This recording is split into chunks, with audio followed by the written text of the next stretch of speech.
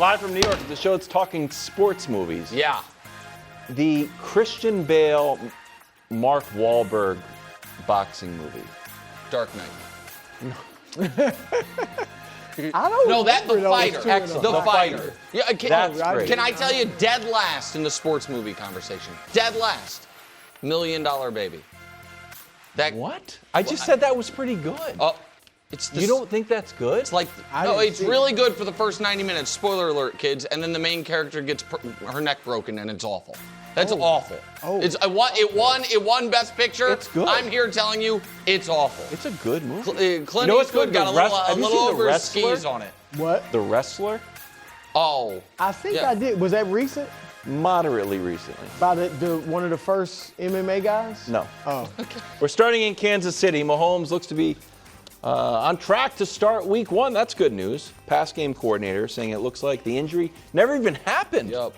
Are you willing to guarantee a Chiefs bounce back season? Absolutely. And before I get into why, can we stay on Mahomes being basically a full go already for a moment? One of the reasons I was so confident about his timeline was because, and I think maybe because, Brew, he doesn't have NBA guys that are freak athletes. You just see it. You know, they visually look different. Some of the NFL guys that are freak athletes like Cam Newton, they're just, bigger. Adrian Peterson looked like at 16 years old he could play in the NFL. Patrick doesn't have some of those physical traits that lead freak athlete to be applied to him.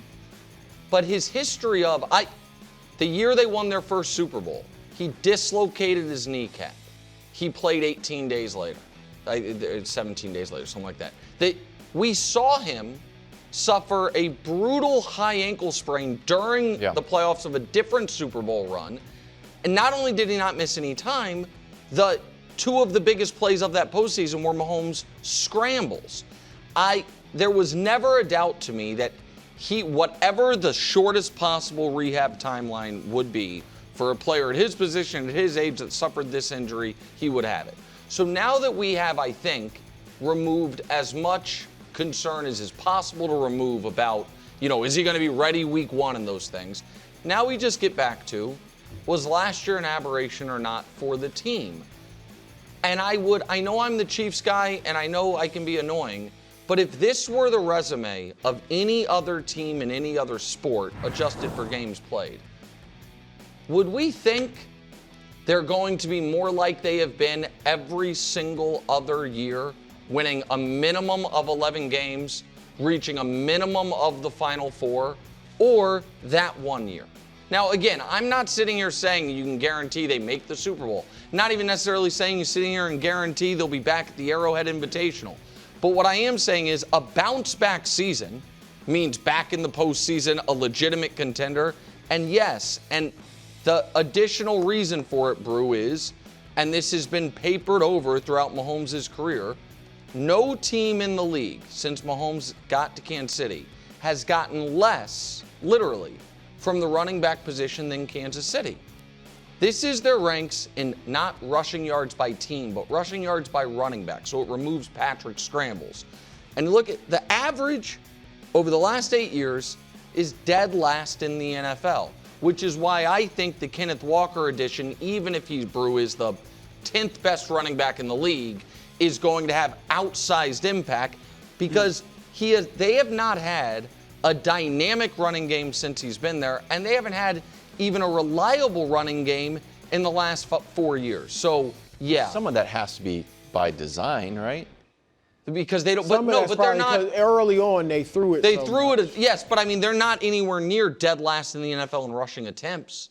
You know what? And so yeah, I agree with you. You wouldn't If they're expect so them to successful, it's right. like, okay, maybe it's But not to not have a single year, we've seen a lot of teams that are high-flying offenses that also have very efficient, successful running backs. I mean, his whole career, they've never had even a 1,000-yard back. That's 62 yards a game. So, yeah, I'm willing to guarantee it. Look, first of all, his comeback, one of the things that makes him so great is his mental toughness. Like that is where that mystique comes from. Obviously, the winning, but he got to the winning with his mental toughness, obviously in the playoffs and things like that. And this is just another sign of that. I mean, there's no doubt when he got injured, he clearly said, I'm getting back as soon as possible, was working as soon as he could, and this is the end result. So props to him. This is reminiscent of Adrian Peterson, who did something similar coming back from the injury. But I do think, I can't guarantee it. I do think it is very much on the board that they have another disappointing season. Mahomes, as we know, hasn't been terrific individually, statistically, the last 3 years. Mm-hmm. And the receiving core right now, Rashee Rice, is starting to get back, it seems, but that's a bit of a question mark. Xavier Worthy with his health. And Kelsey just keeps getting older. I mean, he's still playing well, but he keeps getting older. At some point, it's really going to fall off.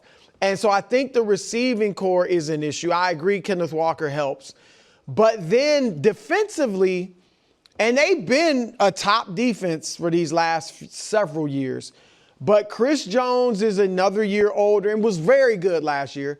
But his numbers, didn't wreak the type of havoc. He wasn't defensive player of the year level the way. I know he's never won it, but he's been a defensive player of the year level guy. He wasn't last year. They lost 3 of their top defensive backs, their starters. I love the draft, Delane. Yeah, but he's hurt for what, He's dealing with a shoulder, to be fair. So I just think that defense, obviously Spagnuolo is great, but that's more of a question mark than it's been in the last few years.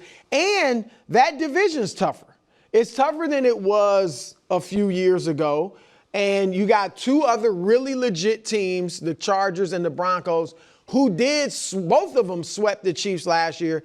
And they both beat the Chiefs with Mahomes. Beat them without him as well late in the season, but beat him with Mahomes. So I do just think that it's on the board. I'm not saying I'm picking them to miss the playoffs, but I might. We'll see. Ooh. I haven't made my decision yet. But I think it's on the board that they do. Before you go, can I say something about the division? Mm-hmm. I don't think the division's going to be tougher this year. No, but tougher than it was like a few years. Certainly, 3, 4, tougher than it was 5 years ago. It's a tough, really tough division. It has become a tough division. I think last year the Broncos and Chargers overachieved. And I think that both of them will do worse this year than they did last year. Now, the Raiders shouldn't be the worst team in the entire NFL like they were. They could. They certainly could be. It's pretty rare to go back-to-back number 1 picks. Yeah. You could. And so I just think the division, while tougher than it had been historically. Yeah, that's what I meant. I don't think the Broncos and Chargers are going to combine for 25 wins like they did last season. Yeah, Broncos had a very easy schedule, although we talk about the Patriots having the easiest schedule. Because, again, whenever you mention the Patriots had the easiest schedule of any team that's played this century, the Broncos had quite an easy schedule. I think we were both in the century conversation. Well, they weren't. They certainly wasn't the easiest of the century. But I think it was like Patriots. Well, no. It was one of the easiest. It was one of the easiest. We were both right there, the Broncos and the Patriots. Can I say something quickly? You brought up schedule. You probably noticed this. The Chiefs should start strong. Yes. They got Denver will be tough. Indianapolis, Miami, and the Raiders. They should be 3-1, even if they aren't playing. I'll go ahead and say 4-0. But okay, but at least 3-1. Anything short of 3-1 is very raises your eyebrows. Yes, absolutely. And then it gets tough. And then it gets very tough. So yes. So a few things. What is do you have a win total for the Chiefs this year? Put the schedule back up. We want to do in pencil. The old Mike and the Mad Dog. That's a win. That's a loss. Week 1, 2, 3, 4, 5. They start 5-0. They lose back-to-back games in Seattle and in Denver. They're 5-2. They get a nice little respite mid-season, which I like. Okay. They get to 8-2. They lose in Buffalo because it's an annual tradition. It's almost rude not to. 8-3. And they lose to the Rams. They have 2 two-game losing streaks. They're 8-4. They beat Cincinnati. They lose at home to the Pats. Oh, okay. I just didn't want to argue. Thanks. They haven't lost to the Chargers since Mahomes was to the Niners since Mahomes was at Texas Tech. 12-5. Losses being at Seattle, at Denver, at Buffalo, at the Rams, and home to the Patriots. Maybe. So they sweep the Chargers. Yeah, I'm not as into your guy Justin Herbert, Brew's guy Justin Herbert. But I know you wanted. So 12-5 is where 12-5 is my just snap. Again, it's in pencil prediction week, August 31st to September 4th. for the official, but 12-5 is Things me. bouncing around the internet, because I like to keep my pulse on the finger of Kansas City's I think you like to keep your finger on the pulse of Kansas City. What do I have? You have your pulse on the finger of Kansas City. Yes, also. Yeah. There's I just put my neck right there and feel that. Yeah, the other way around. There is some talk about, is this a rebuild year for us? Yeah, they had that talk the year they traded Tyreek Hill. They won Super Bowl. Okay, but this certainly feels more like it, where you're like, let's clean up our books on defense and develop some young defensive players. Let's not make a major move for a wide receiver like Josh Allen did, like Bo Nix did, like Drake May did, especially when the guy is, we knew that he's, behind schedule, let's say, if he didn't go to. Who's behind schedule? Rasheed Wright. The 30 days in county lockup threw him off. I was surprised. There was big targets there. They didn't make a move. The defense certainly didn't get better. So that feels like a contractual cleanup. But I mean, that was all of that applied to 2022. They didn't spend money. They traded away their high dollar guy in Tyreek Hill. They went super young on defense, and the defense started the year off not better and ended the year excellent. Mahomes that year's number one receiving option was Marquez Valdes-Scantling, and number two was McCole Hardman from the receivers. Kelsey was better. Juju was there. Listen, I do not think they have right now a reliable at all receiving core, and I know you want to, do that. But I have seen this team go 15-1 with a receiving core similar to this and lose in the Super Bowl. I have seen Patrick Mahomes win an MVP with a receiving core similar to this and win the Super Bowl. I don't think they've had a good receiving core since Tyreek left. And they've certainly had good offenses. So here's the wide receivers' career. Worthy's going 43 yards a game, 10 touchdowns. Rasheed's 65, 15 touchdowns. Thornton is... He's a nice Granted, he spent most of his career in New England when guys couldn't get a lot of yards receiving at the time. But still, yes. I mean, Yeah. I don't think he would be... Here's my major point. Yeah. To reach the Super Bowl, like climbing Mount Everest, there's an easy side and there's a hard side. It feels like some teams are like, well, let's go up the easy side. We'll talk about the Rams. We've got the Defensive Player of the Year. We've got two great wide receivers. Maybe Donald comes back. We've got a healthy, albeit aging quarterback. Chiefs are like, let's go up the hard side. Injured quarterback, but look, he looks back to normal. No additional wide receivers. Let's get rid of our defense. Yeah. Defensive stalwarts. So I think that, to use your Mount Everest analogy, I would, if I had an aging mountain climber and it was his last climb ever, I would also want to go up the easy side. That's why I think the Rams are loaded for bear. For they're not trying to have the next 10 years be climbing the mountain. I also think teams that we have seen that are like, all right, let's overpay or trade a bunch. I think what the Patriots did smart because they're not paying their quarterback yet.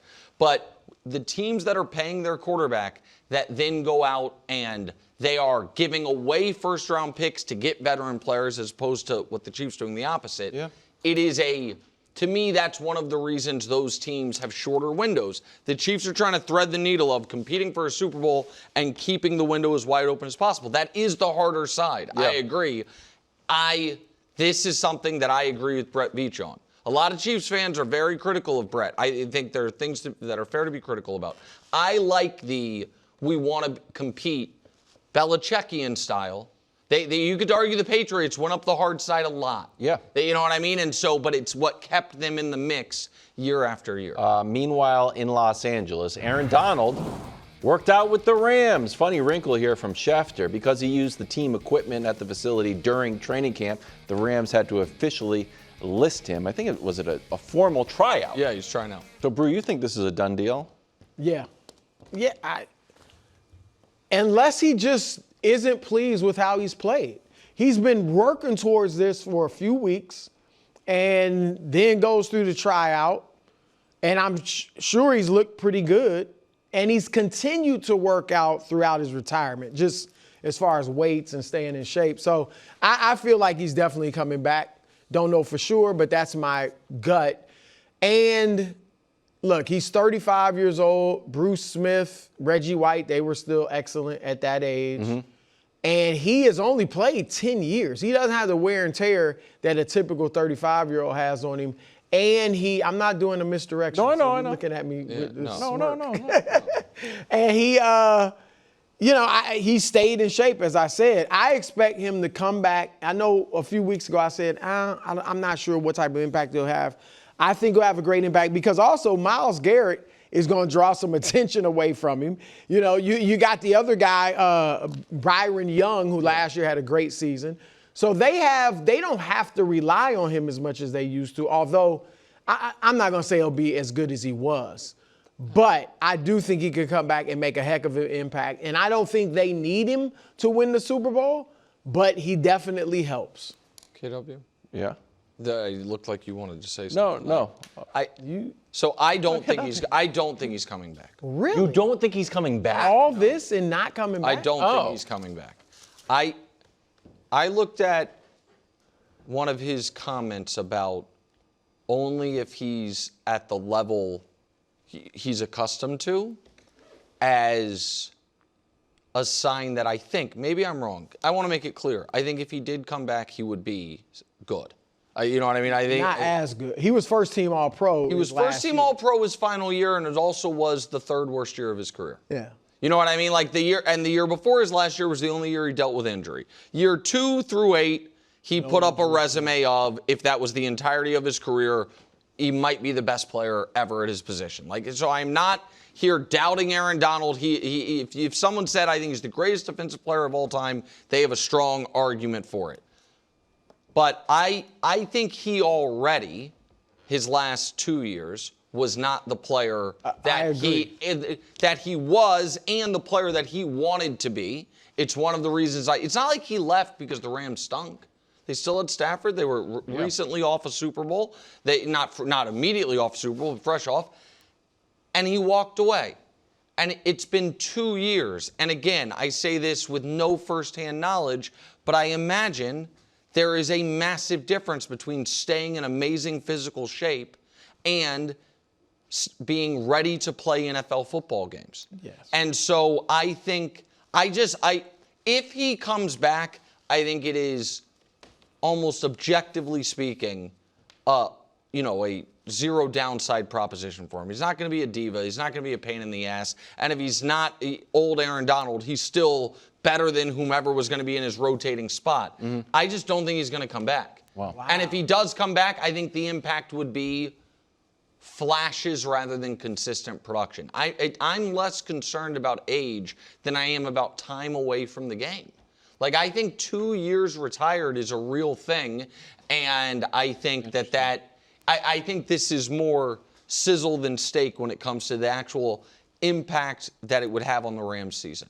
That's where I've been thinking about this for a month because I, from the very beginning, felt like this was a little weird, and I didn't know exactly why I felt that way. Always teasing it. It would really be, to me, it would be surprising. He's gone this far. Now, you're right. Maybe he's like, I'm just not looking like I'll have. So he didn't want to probably go through some of didn't they travel somewhere for training? Well, and their first game of the year is in Australia. Well, I don't mean to travel, but I mean for camp. Oh, to do whatever. that? I mean, it's been this month-long flirtation. Yeah. Like, you can just snap announce, like, I'm back. You can do it, after Thanksgiving. I think he's really trying to gauge where he's at. And I think if he doesn't come back, it just means he feels like I don't have it at the level I What do you used to, think? But I think he will. I thought we were going to get the debut of your Marlowe do it or don't. Do it or don't, but I got places to be. Like, okay. No, because I don't feel he's one of the greatest players of all time, and it's not bothering the Rams. So I also think it's maybe on the board that Brew and I are either both right or both wrong, depending on how you want to look at it. Meaning he does not come back, and then in November he does. That makes more sense to me. But that to me is even more time away. Like come in halfway through the season. Certainly if something dramatically bad happens with the Rams, and then all of a sudden Aaron Donald is out there on a team that's 2-6. You mean if Stafford gets hurt? If something were to happen, Yeah. you don't want to say But if you're missing it, if he's really missing it, he wants to play. I'm not missing it if we're 2-6. He has a Super Bowl. It's not like he is just coming back for a ring or anything like that. Okay. I mean, I'm sure it would be fun for him to play with Myles Garrett. Like, that's the part of it that I would think is the draw, is he was on great teams. They went to 2 Super Bowls, they won 1.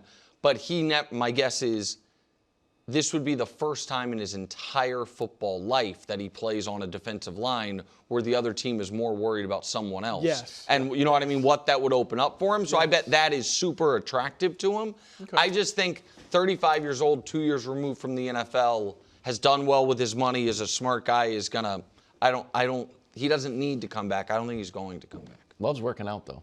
Well, yeah, but so does Greg Jennings. Yeah. Greg Jennings couldn't make a comeback. The dumbbell bench Wow. press. I actually think you could, Greg. Greg? Oh, if you wanted to. Greg was Greg's if he about put his aesthetics. I hope now. he's watching. Greg If was he a put his 4'6" mind guy in his into it. prime. Come on. We have no idea what Greg is going to look like. I'm just kidding. Greg. New article on FoxSports.com, Bucky Brooks and Eric Williams listing the players under the most pressure. At number 1, Jalen Hurts. Brooks writing, Hurts needs a strong 2026 campaign to silence the boo birds and naysayers and perhaps save his head coach's job, if not his own. Hurts has seen firsthand in Philly how this could all play out. Oh, my goodness. What do you make of Hurts being number 1?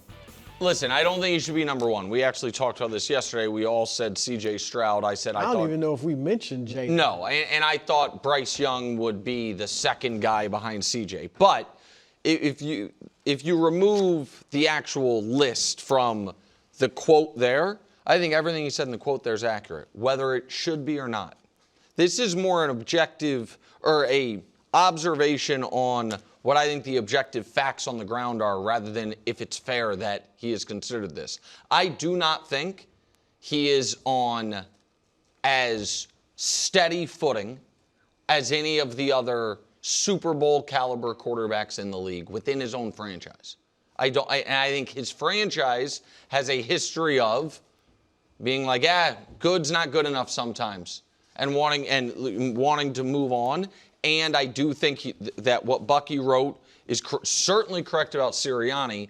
And while I don't think Jalen Hurts' job is on the line, it is more on the line than the superstar quarterbacks.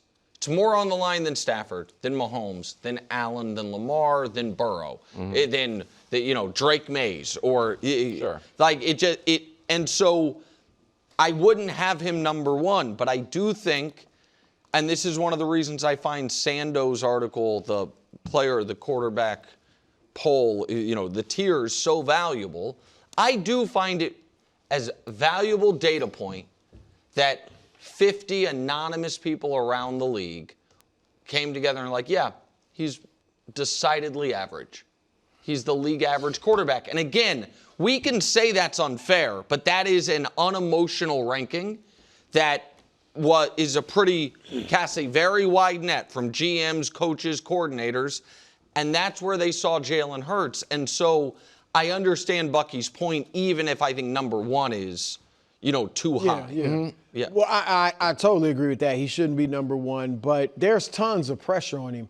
And for those that would say he's average, and you're right, he was 17th out of 32 or 35. Yeah, so just right at the average number. More than half of the quarterbacks in the league, if they were in his position, and I would even say some, not necessarily going to name names, but some that were well above him, a good number that were above him, if they were in Philadelphia these past 4 years instead of him, I don't think they'd have won a Super Bowl. Correct. Now, they were a wildly talented team. Why don't you want to name names? Well, I didn't go through the, He thinks it's because one of them's your guy, Justin Herbert. That's what KW Herbert? getting at. No. Look, Herbert has not. Herbert's been the opposite of him in the playoffs. That's for darn sure. But I'm just saying, like, that to me, it's not just that he won Super Bowls. He didn't win, and no disrespect to this guy, he didn't win the Super Bowl like Sam Darnold did last year. Sam Darnold was fine, but he wasn't the star. That's right. Jalen Hurts was the star and then played great when they lost to the Chiefs. So I think that it boils down to this, because, again, I agree with you on the pressure. The fans are already, feeling a certain way about him. The franchise, whether or not they could get rid of him, if he doesn't have a good year, I think he might be on shaky ground there. And for whatever, I just think it boils down to this, Nick. People don't like the way he plays quarterback. Even the talent evaluators in the league. I've said it. To me, he's a winner. Yep. He's a leader.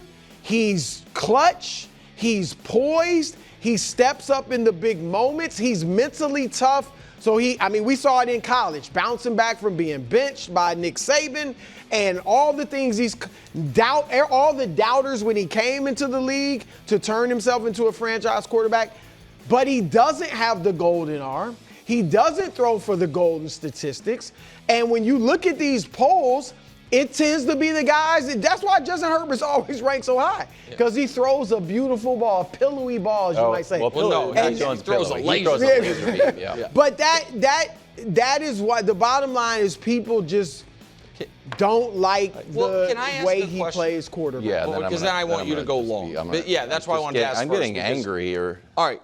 So I have all these anonymous two polls. questions about what you said, because I agree with a lot of it. Is it fair if someone says, hey, some of his leadership shine has taken a hit over the last few years? From the supernatural funk to whatever was going on in Philadelphia last year, some of the great leader shine, it's not quite what it once was. Here's what I say.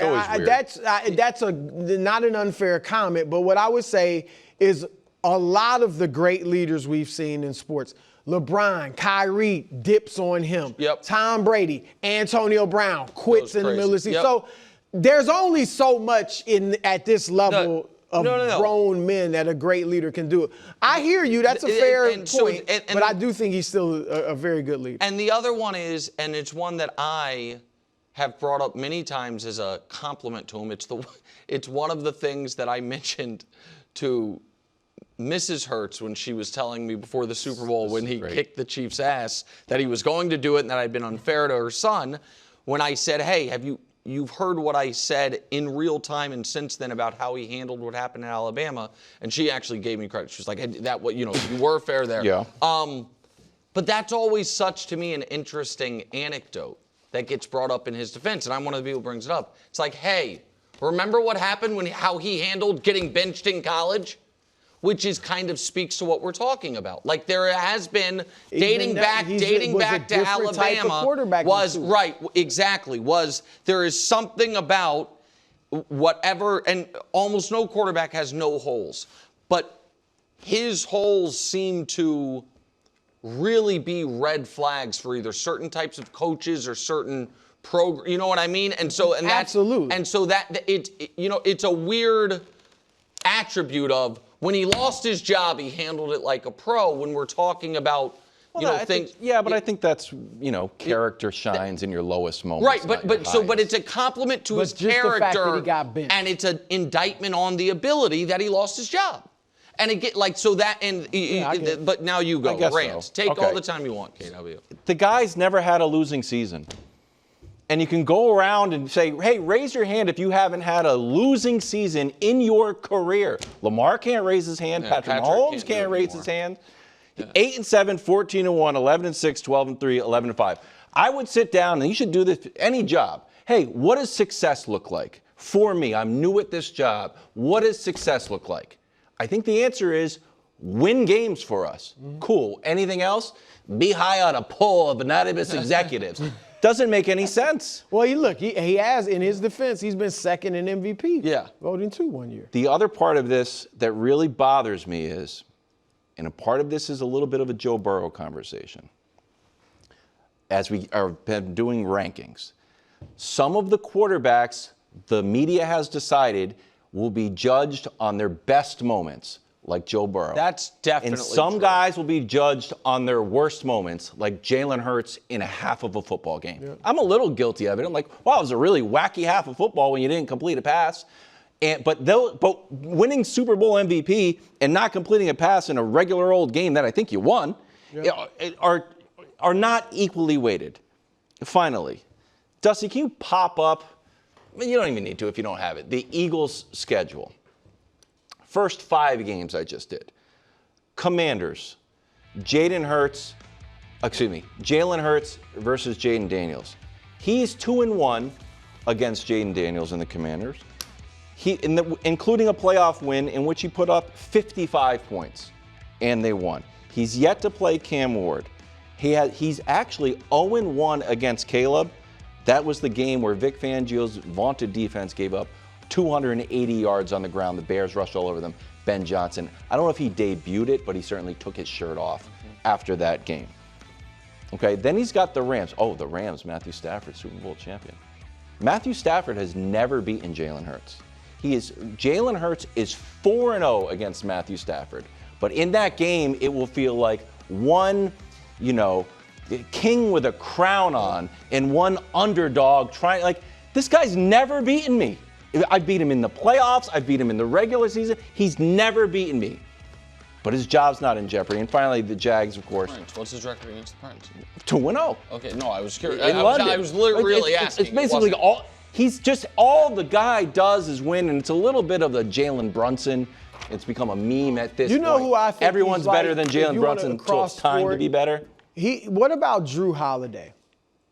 I think he's a lot like a winner does the little. Drew Holiday's never gonna wow you with his points per game or his bag or anything like that. But he is a winner.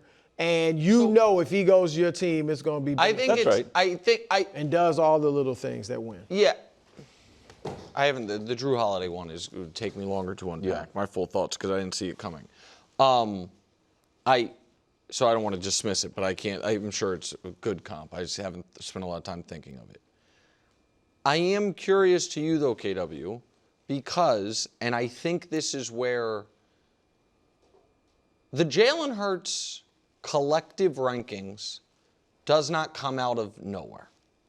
It's not like a wheel was spun and all teams and media is like, hey, just like the Herbert collective rankings don't come out of nowhere, even if we think they're wrong. It's not like, all right, this guy we're going to give 5 extra spots to, and this guy we're going to take those 5 spots from. Mm-hmm. There's a reason for it.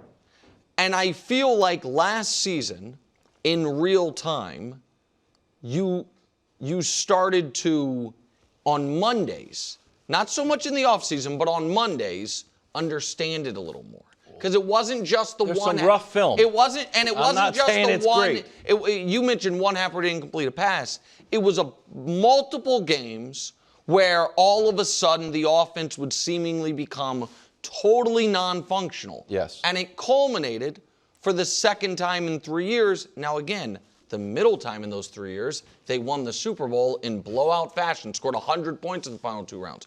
But it culminated for the second time in 3 years with a totally dysfunctional offense in the playoff game.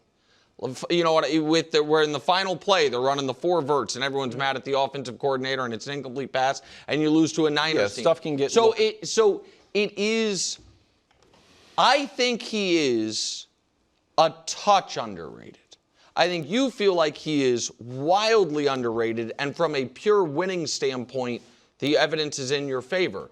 But I also think I understand why some folks, even though Dak, I'll use Dak as an example, has not a third of the playoff success of Jalen Hurts, watches the 2 guys play. I think Dak's an excellent leader. I think leader and character, like they both check those boxes.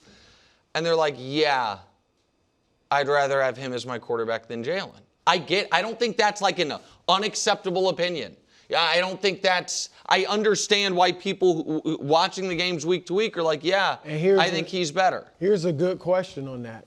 And I like Dak, and I think Dak should have been rated ahead of him. I can't say they have a Super Bowl if Dak's the quarterback instead of Jalen. Because Dak hasn't been great in the playoffs. So you're saying if Jalen Hurts was if Dak was the quarterback, he's saying if the Eagles had Dak the last 6 years, 5 years, and I I can flip that too. You think the Cowboys would? I don't. Wow. It's on the board. I do not. It's on the board. I guess it's on the board. It's got to be on the board. If we're playing imaginary, anything's on the board. It's certainly on the board. Dak would go to Philadelphia and melt down when Jalen Hurts would step up. And then there's an issue where if No, I agree. that Jalen Hurts could It's on the rally a board. team. Yeah, there's right, but the flip He's had side to great both of receivers. those are also on the board. Yeah, that that's if why I Jalen don't Hurts like was the on a imaginary Cowboys stuff. team that had, mediocre defenses, and instead of having the best ownership situation in the league, arguably one of the wackiest, that Jalen Hurts would have never gotten a second contract. That's you know what I mean? That certainly has to be on the board as well. And that Dak Prescott, if he walked into a situation where they have consistently outstanding skill, like he finally had 2 great wide receivers, we're talking about whether or not they can have the number 1 offense. If he had that the whole time, plus this great defense, that the Cowboys are, have even more success than Philly does. Like that, to me, I'm not eliminating as a possibility there.